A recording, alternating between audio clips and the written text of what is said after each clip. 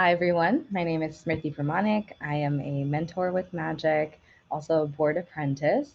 And outside of Magic, I'm a software engineer at Google. Today, I am really excited to be interviewing a Magic mentee pair. We have Victoria and Sabrine. And first off, congratulations. We just had the final presentation. I really enjoyed hearing about your project, Victoria, and your journey and working with Sabrine. Let's start off with some introductions. So, Victoria, will you please introduce yourself? Thank you. My name is Victoria. I'm in sixth grade. I now go to Swift Creek actually, um, and I live in Virginia. Thank you. Sabrine? Hello, my name is Sabrine S. I'm from Brazil and I work as a group product manager for a B2B training and development product. Thank you. Victoria, will you please summarize your project in a couple sentences? Um, it's a fun little Flappy Hippo game. Thank you. And I really encourage everyone who's watching this now to go check out the presentation because I got to, see what the game was like, and the graphics are pretty stunning, and it's amazing that you were able to build this game. What was your inspiration for this? Well, originally, I the game that I created, I didn't really do too well in my opinion. So I decided to retry, and um, I found interest in a Flappy Bird game, but instead I turned it into a Flappy Hippo game. What kinds of tools and technology did you have to use to build this? I used Scratch, Python, and Pygame. Very cool. Sabrine, a little bit about your background. Have you built a game like this before? What was it like to mentor Victoria in this? And another side of this question is a little bit of your background joining Magic as a PM and then coming as a mentor. How did your mindset? What were the interesting changes there? It was a learning journey for myself too. I had never built a game. I'm into Python too. But I studied IT, but I was never a developer. From beginning I started as like a project manager, and then I moved to other roles. So it was really fun to also build a game because I built a game myself. It was just Mhm. a variation of the flying hippo. It's a sweet running from a Pac-Man. So that was cool for myself too. I loved that side of it.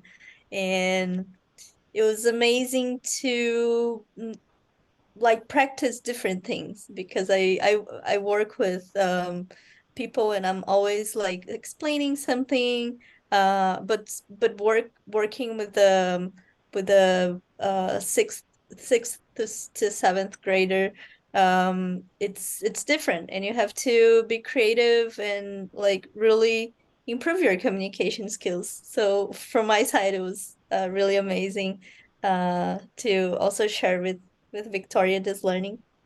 Mhm.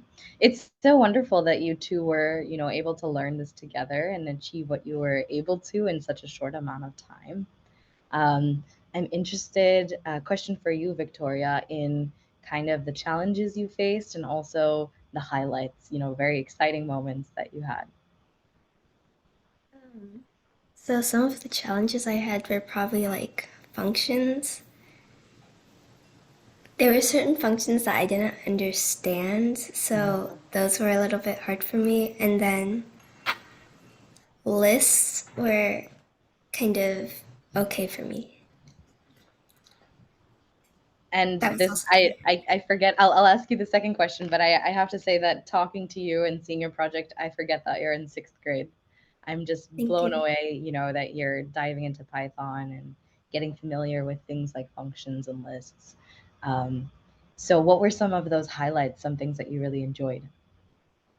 When I first met my mentor, I was kind of nervous, but like as we like got more into Python, I started enjoying working with her. And I guess completing my project was a big thing because it made me really relieved. Nice. Do you have any ideas for, future games you want to develop or things you want to add on to the existing Flying Hippo? Um, so in my Scratch, there's an ending kind of thing. Like if you get to a certain amount of points, then you it pops up a new screen. I might want to do that in my Python game. Okay, very cool. Thank you. A couple more questions, one for each of you. Sabrine, I'm wondering, as a first time mentor, if there's anything you learned from this experience that you hope to take with you into your next time mentoring and also maybe your next time being a PM, also. Oh, that's a difficult question. I think I think for me it was always difficult to measure like how much should I be directive, how much should I be in control, and how much to let go. And I think it really depends on the mentee. That's what I felt. And like Victoria is very responsible and like independent on doing things, so like I could like just leave it to her. But I think it was something important for me to figure out during the mentoring session, and I will definitely be aware of this for my next experiences. Yeah, I think that's something that is really important to recognize and something that we can do with magic because we do have this one on one Yeah. relationship and we can really customize it to the mentee and to the mentor. Yeah, thank you for sharing that. And Victoria, final question for you. Um, do you have any advice for future mentees? Um, Probably like mm, continue like I would recommend basing your project on something you like so it would be more enjoyable. Yeah, to have that thread of something you're interested in while you're battling different challenges. Yeah, thank you. Thank you both so much. Congratulations again. Looking forward to everything that you'll do next, Victoria, and looking forward to having you as a mentor more, Sabrine. Thank you for the interview. Thank you so much. Thank you. Bye bye.